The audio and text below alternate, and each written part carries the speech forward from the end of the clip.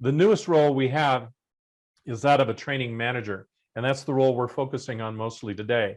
And it's not about being a teacher. It's not about sitting in front of a classroom, though in a classroom environment, the teacher is the training manager.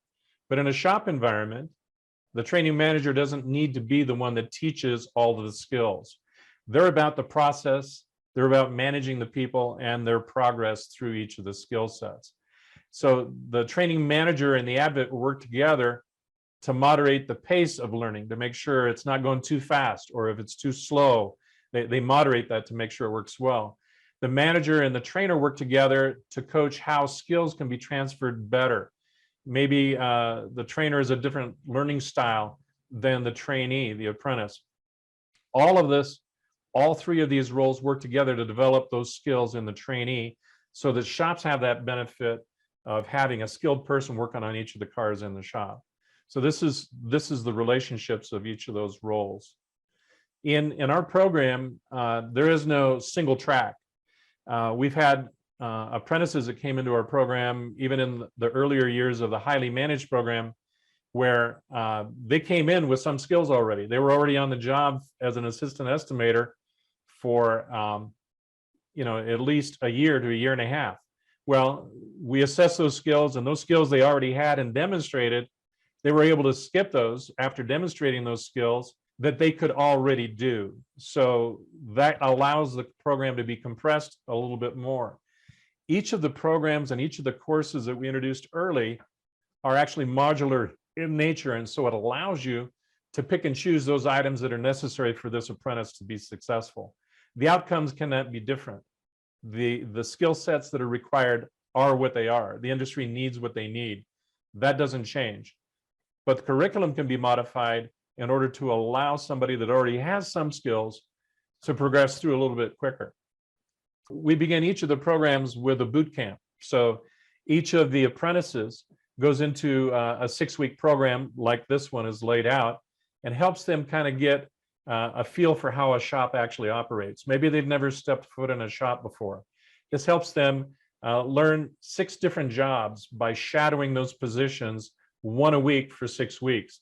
And they spend half their day shadowing a position, and they spend the other half of the day working with their intended trainer in the program. So they learn a lot about it. We have the trainers also go through their own boot camp, not about technical skills, but it's about how to be a good trainer. How do you mentor somebody? How do you motivate them? And so we take them through a different set of curricula that helps them understand how to better do that, where they can learn how to demonstrate how to do a skill without insulting somebody or making them run out of the shop screaming. These are things we need to help them learn how to do.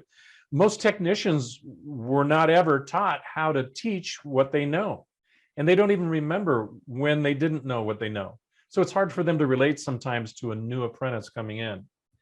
Once they've had an apprentice for a while, or maybe they've had helpers in the past, those are likely the best candidates for becoming a great trainer.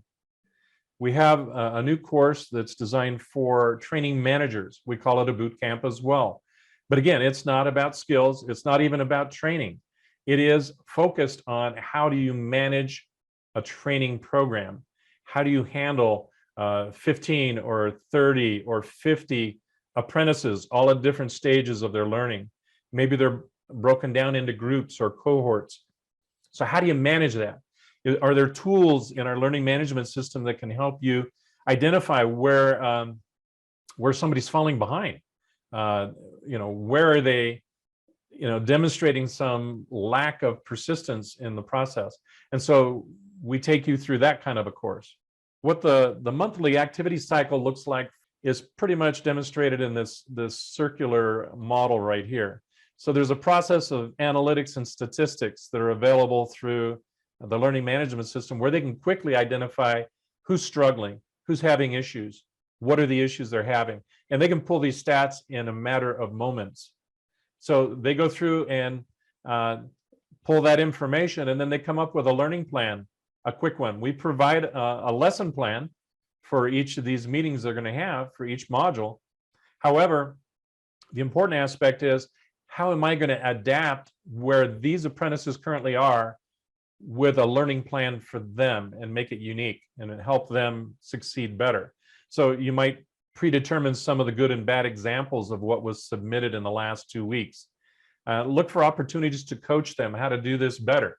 And then when you have that online meeting twice a month with them, then what you do is you're going to review some of those items live in real time, but you've already previewed them when you're preparing for that meeting. Share with them some of the tips and tricks that you have learned over time, and then preview what's coming up next and help them kind of learn to go through this cycle. This is a routine that they will get used to and you will get used to rather quickly. The starting point is we'd like each training manager to go through the boot camp that we have. Well, they'll develop some additional skills on how to pull these reports, how to use the curriculum to help you do your aspect of managing apprenticeships better. And then we offer a mentoring program where we will be your mentor.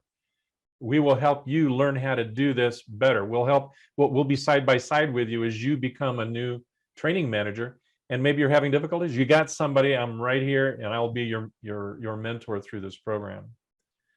A time commitment could be anything from minimal. If you handled 15 apprentices and maybe those were broken in group sizes of maybe 6 people in each one, that's about 3 cohorts. That's about 40 hours a month, not a week. And that's about 5 meetings a month, not a week. That's 1 meeting a week or a little over. So this kind of give you an idea on what the time commitment would be.